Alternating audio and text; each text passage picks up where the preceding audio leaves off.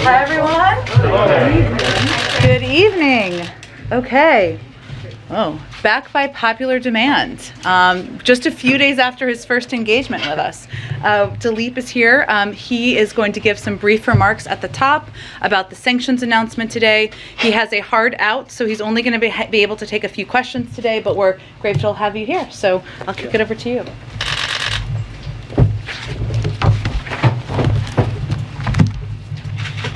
Russia's long previewed invasion of Ukraine has begun, and so too has our response. Today, the president responded swiftly and in lockstep with allies and partners. The speed and coordination was historic. In previous sanctions regimes, it took weeks and months to mount a decisive response. This time, we announced our first tranche of sanctions in less than a day, and in lockstep with allies and partners in the European Union, the United Kingdom, Canada, Japan, and Australia. Let me say a few words about the details of the package. First, hello. There's no easy segue from that. Close your ears. First, after consultations overnight with Germany, Russia's Nord Stream 2 natural gas pipeline will not become operational. That's an $11 billion investment in a prized gas pipeline controlled by Russia that will now go to waste, and it sacrifices what would have been a cash cow for Russia's coffers. But it's not just about the money. This decision will relieve Russia's geostrategic chokehold over Europe through its supply of gas, and it's a major turning point in the world's energy independence from Russia. Second, we've demonstrated the potency of our financial sanctions. And make no mistake, this is only the sharp edge of the pain we can inflict. In lockstep with our allies, we're fully blocking from the global financial system the fifth largest Russian financial institution, VEB. This is a glorified piggy bank for the Kremlin that holds more than $50 billion in assets. We're also fully blocking Promvaya's bank. This is a bank that holds $35 billion in assets that finances the activities of the Russian military. In plain English, full block means these banks can no longer make any transactions with the US, nor with Europe, as Europe matched our actions, and their assets in our respective financial systems will be frozen. And let me be totally clear, no Russian financial institution is safe if the invasion proceeds. We are ready to press a button to take action on the two largest Russian financial institutions, which collectively hold almost $750 billion in assets, or more than half of the total in the Russian banking system. Third, together with our allies, we've also cut off the Russian government, the Russian central bank, and Russian sovereign wealth funds from new financing from the US and Europe.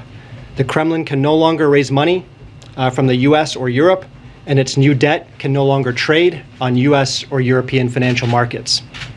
Fourth, we've fully sanctioned a group of Russian elites and their family members. These individuals share in the corrupt gains of the Kremlin, and they will now share in the pain. Other Russian elites and their family members are now on notice that additional actions could be taken on them as well. I also want to take a minute to address a key part of the president's speech on energy markets. We were deliberate to direct the pain of our sanctions towards the Russian economy, not ours. None of our measures are designed to disrupt the flow of energy to global markets, and we are now executing a plan in coordination with major oil producers and major oil consumers to secure the stability of global energy supplies. Let me just end where I started. This was the beginning of an invasion, and this is the beginning of our response. The actions we took today were only the first tranche. If Putin escalates further, we will escalate further, using financial sanctions and export controls, which we've yet to unveil, but which are fully prepared to implement with allies and partners across the world. Lastly, make no mistake, our response goes well beyond sanctions and export controls. We're continuing to fortify NATO's eastern flank to reinforce a sacred Article 5 commitment to defend every inch of NATO territory. Just today, the president announced that additional troops and equipment will be shifted within Europe to the Baltics. We'll continue to provide defensive assistance to Ukraine. Already over the past year, we provided $650 billion to this effect, the most of any year. And we'll continue to work with allies and partners to provide economic assistance to Ukraine.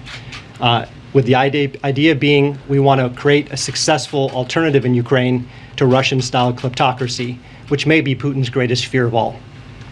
Josh? Thank you. Hi, thank you. Can you speak a little bit more about the energy component? What tools do you have in the tool chest, given that there's been an effort ongoing now for several months to control the price increases that we're seeing for gasoline in particular? What can you do to help energy prices not bite the way that President Biden appears to worry that they will? Yeah. So this is an ongoing effort and a sensitive effort. I can give you a bit of detail on what that involves. Number one, it involves coordinating our actions with major energy producers. We all have reserves at our disposal, and those reserves could help support the supply of energy worldwide. Number two, we're working closely with major energy producers. Several of them have the spare capacity to provide supply to global energy markets and to balance the market in the event of any supply disruption. Number three, we can work with energy companies to surge their capacity to supply energy to the market, particularly as prices rise. And number four, we can be very clear that if President Putin weaponizes energy supply, it will be met with massive consequences, and it will only accelerate the diversification of Europe and the world away from Russian energy. Can you speak quickly to the decision to what seems to be delinking the sanctions? Initially, the president was signaling if there is an invasion or a further invasion, that the sanctions would come full stop, one swoop. Now we're seeing sort of more of a tit-for-tat approach. You're warning here today that if President Putin goes further, so will the sanctions. Can you walk us through that process at all? It seems like the U.S. is now breaking its sanctions package into chunks, whereas the expectation had been that it would come all at once. Yeah, well, look, today's package is a severe action. I walked through the elements of it with Nord Stream, the financial sanctions, sovereign debt, and the elites. Number two, it's just the beginning. This was the beginning of an invasion. This is just the beginning of our response. But number three, and this really gets to your question, I think, most fundamentally, no one should think that it's our goal to max out on sanctions. Sanctions are not an end to themselves. They serve a higher purpose. And that purpose is to deter and prevent. They're meant to prevent and deter a large-scale invasion of Ukraine that could involve the seizure of major cities, including Kyiv. They're meant to prevent large-scale human suffering that could involve tens of thousands of casualties in a conflict. And they're meant to prevent the installation of a puppet government controlled by Moscow that subjugates the will of Ukraine and prevents the people of Ukraine from choosing their own destiny and setting their own course. That's what this is all about. Okay. What's it going to take to target Putin directly? I'm not going to telegraph exactly what it would take and under what circumstances that would occur, but no option is off the table, as the president said. But the EU president said today this is the most dangerous moment in European security in a generation. So if not today, when? What? Look, as I say, we mounted a very significant response today. We can escalate that response further. There are a number of actions we can take using financial sanctions, export controls, fortifying our eastern flank, helping Ukraine defend itself, helping each other deal with the costs and consequences of Russia's invasion, and most importantly, having a shared confidence among allies in our way of life, our economic model, our political model. If Russia wants to sequester itself from Western technology, the Western economy, and from Western financial markets, that is a bad strategic choice for Russia. But we're going to step up in solidarity to advance our values and principles. Thanks. You mentioned that sanctions are meant to deter and prevent, but the fact of the matter is the sanctions you're announcing today and announced last night did not deter or prevent Russia's actions yesterday and over the weekend. What gives you any confidence that the remaining sanctions that haven't been imposed yet can deter or prevent a further Russian invasion and aggression in Ukraine?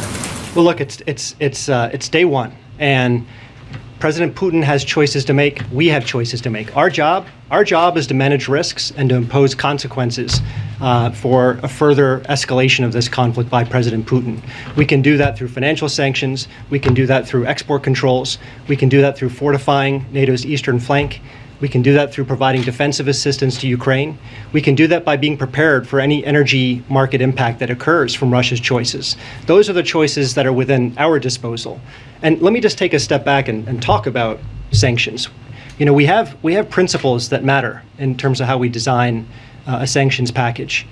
They need to be powerful enough to demonstrate our resolve and the capacity to impose overwhelming costs. they should be calibrated such that we can maximize coordination with our allies and partners. They should maintain flexibility so we can escalate or de-escalate depending on what Putin does. They should be responsible so that we avoid unwanted spillovers to the US and global economy. And they need to be sustainable. They work over time, not on day one. We just got to do the last one. Can you tell us why Putin himself was not sanctioned? I I know you tried to explain it because what you are doing is like. You got a question last week, so we're just trying to diversify it a little bit. I just wanted to clarify. Simon, can you let Weija ask a question? Thank you. Go ahead, Weija. Thank you. I know that you just talked about all the actions that you're taking to counter any oil shortages that might drive up gas prices. But today, the president himself was very blunt about how they could impact Americans. So can you just give us a sense of when Americans might feel a difference when they fill up their gas tanks? And then secondly, to follow up on what Zeke was just asking, both you and the president said today that these sanctions will be in response, will be if Putin escalates, you will escalate. So that sounds like they are going to be in response now and not meant to deter. So do you still view them as being a deterrence, or are they just a punishment at this point? Yeah, so the first question on energy markets and the impact of our actions and when they'll take effect in markets. Look, again, I don't want to go into specifics, but there are actions that energy consumers can take with their strategic reserves. There are actions that energy producers can take in terms of their spare capacity. There are actions that energy producers can undertake to increase their production of energy in the current circumstance. And I'm not going to give you a timeline, but the collective power of those actions and all the other tools and authorities that are at our disposal, plus diplomatic maneuvers that are at our disposal, collectively, we think will be effective in bringing down the price of gas and the price of oil. Daleep, he will come back, I promise, and I promise he would not be too late for his meeting. So thank you so much for joining us.